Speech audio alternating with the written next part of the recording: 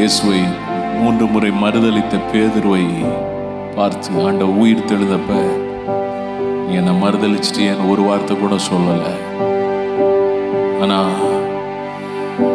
மீண்டும் மீன் பிடிக்க போகிறேன்னு சொல்லிட்டு தான் மாத்திரம் இல்ல, தன்னோட ஒரு கூட்ட ஜனத்தை, ஒரு கூட்ட சீஷர்களை கூட்டிட்டு போறான். தான் பின்வாங்கிறது மாத்திரம் அல்ல,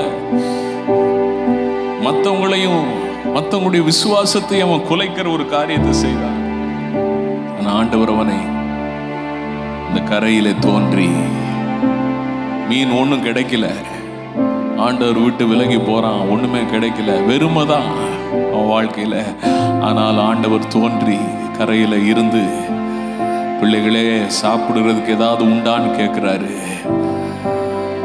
ஆண்டவர் என்பதை அறிந்து கொண்டவுடன் அவரை சந்திக்கிறதுக்கு அவன் கூச்சப்பட்டு தண்ணீர்ல அப்படியே குதித்து விடுகிறான்.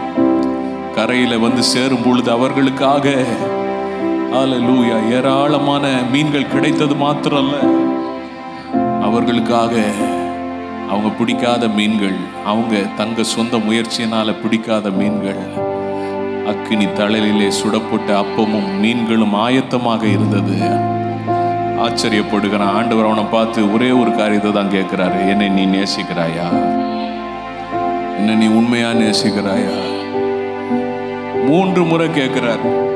அவன் சொல்றான், ஆண்டவரே, மனிதனை நேசிக்கிற அன்பினால உம்மை நான் நேசிக்கிறேன் அப்படின்னு சொல்லிட்டு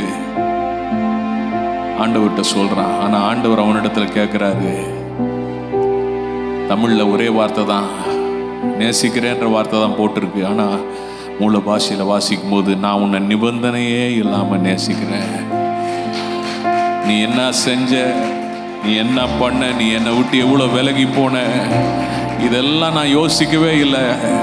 நிபந்தனை இல்லாம நேசிக்கிற, நிபந்தனையே இல்லாமல் உன்னை நேசிக்கிற அந்த அன்பை நீ நேசிக்கிறாயா?